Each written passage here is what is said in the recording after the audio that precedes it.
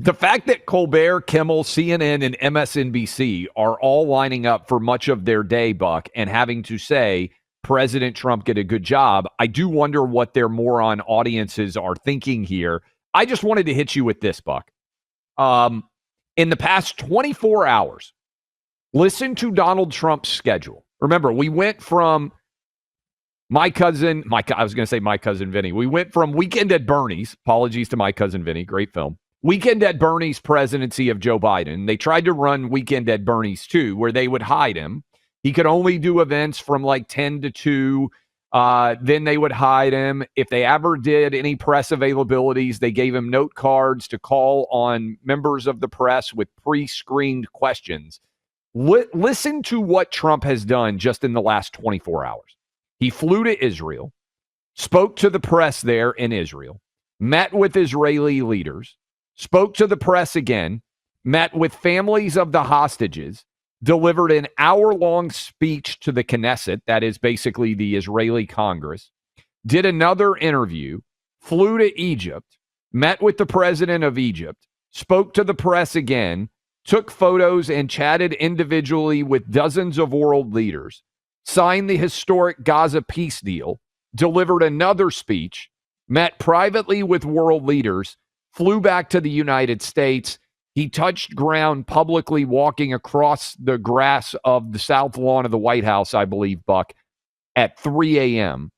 One of the most extraordinary 36 hours. He took off at 3 p.m., 36 hours before, went all the way to the Middle East, did all of those things, got back off the plane at 3 a.m., and today is celebrating and awarding to Charlie Kirk's widow, Erica, the Presidential Medal of Freedom for another public event. For those of you who travel internationally, and I imagine a lot of you out there have done this at some point in time, it is, Buck, you just did this. You just flew to Taiwan and you just came back. Traveling internationally is one of the most draining things that you can do, skipping across 12 hours of time zones, all these different things, for anybody, no matter their age. For a 79-year-old president who has to be at the top of his game, delivering one of the most consequential and I think well-delivered addresses of his entire political career, we're talking about superhuman, extraordinarily unbelievable levels of mental focus and energy to be able to put all this together for anyone, whether you are the CEO of a company, whether you're working in construction, whether you're a 22-year-old listening to us right now. That's an unbelievable 36 hours of accomplishment. And coming on the heels of Joe Biden, it is even more extraordinary, I think. What a 36 hours President Trump just put together. It's been fun just watching all of the Trump adversary media having to find ways to package this for their audience. Overwhelmingly, they've taken the, he's terrible on, they say a bunch of things, and then they go, but I have to say, this is pretty darn good. And I don't think that there could be any more obvious, there could be no more clear endorsement of the massive victory here than even Trump's biggest detractors, at least in the media, are having to say, yeah, I think this is a pretty good one. Here's a great example. So, Clay, you'll remember when I did the Bill Maher show before this last election, and there were a lot of things that were interesting about that. One is I was like, you guys are about to get absolutely smoked in this election. And the audience did not boo. I think they knew that things were not looking good for them at that point. It was, late September, I think, before the election, so maybe about a month ago. And the other thing was I said to Bill Maher, I think this was on camera, but I definitely said it to him off camera. I said, that he's really not going to destroy the country and it's going to be fine, right? I mean, you actually know that. And I swear he looked at me and he said, I don't know that. I don't know. I think he actually might destroy America. He seemed to truly believe that. Well, Clay, here he is. This is cut 3, having to face reality. Play it. I always say this. You cannot ever deny success. You just have to give your respect, even if it's not your thing.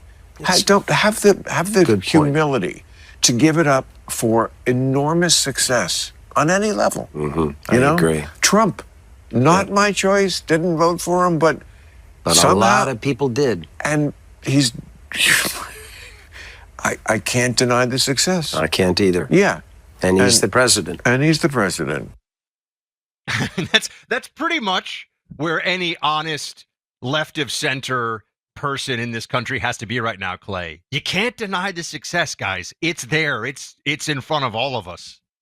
If Joe Biden had gotten all of the hostages out of Gaza and delivered a sterling speech giving the virtues of freedom and American leadership and traveled and just run through that 36-hour stretch, he couldn't have done any of it. Let's be clear. And that's why you and me and most of you out there did not vote for Joe Biden in 2020. Kamala Harris could not have done any of this, and she's 20 years younger than President Trump. But if they had, I would have come on and said, hey, you know what? This is a good result. As I give credit, Bill Clinton came out and said it. Let's play this. I mean, Trump is so successful now. You and I have, and we're going to sing Trump's praises because we think he's having the greatest presidency of the 21st century. I think we are in the midst.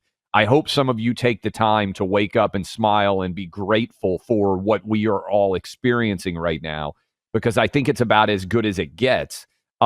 Here is a montage put together of Democrats and left-wing media giving Trump credit for the Gaza deal. This is cut 7. This was very much a peacemaker speech. It's a terrific day for the hostage families. It's a terrific day for President Trump, for our national interests. Do you give him credit for this? No, certainly. I mean, this is an incredible accomplishment, an incredible moment. President Trump deserves a lot of credit for bringing the parties together. He should get a lot of credit. I mean, this was his deal. He worked this out. Listen, he got the deal across the finish line. There's no question. Things seem sort of possible now in a way that they didn't necessarily before. A better future ahead. That's what today represented. It was so powerful and unbelievably emotional. We would not be here if it wasn't for Donald Trump.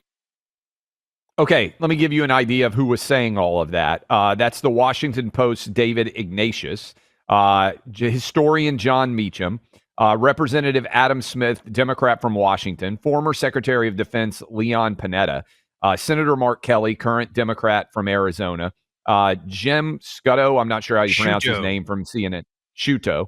I don't watch a lot of CNN. High school like Fauci did. I know this because these guys get big requests to come back and speak at Regis. But yours truly, on the first or second largest radio platform, whatever in America, not a lot of love from the high school. Keep going. MSNBC's David Noriega, Ted Deutsch, Democrat from Florida, and Arab-Israeli negotiator Aaron David Miller. Also, Stephen Colbert even said, cut 9, Donald Trump did something good. Had to make a joke about it, but cut 9. Today, thanks to Trump's newly brokered ceasefire in Gaza, all living Israeli hostages and almost 2,000 Palestinian prisoners have been released. Okay? It's important. Credit where credit is due. Donald Trump did something good. Are we still canceled?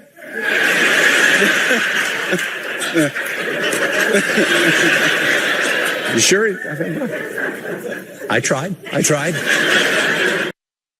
All right. Jimmy Kimmel even said, good work. Now, they got to make jokes on the backside, but they're actually giving President Trump credit. This is how successful Trump has suddenly become. He has united Jimmy Kimmel and Stephen Colbert in praise. What a day for Donald Trump. You know what? He finally did something positive today, and I want to give him credit for it because I know he's not the type to take credit for himself. Trump was in Israel and Egypt today to celebrate a ceasefire between Israel and Hamas. All 20 Israeli hostages are home after 738 days. Almost 2,000 Palestinian prisoners and detainees have been released. And while we're only in the first phase of what will undoubtedly be a long and tricky process, the fact is the bombing has stopped. The hostages have been released, and Trump deserves some of the praise for that. And so I know it sounds crazy to say, but good work on that one, President Trump. Now maybe you can not invade Portland. Just an idea.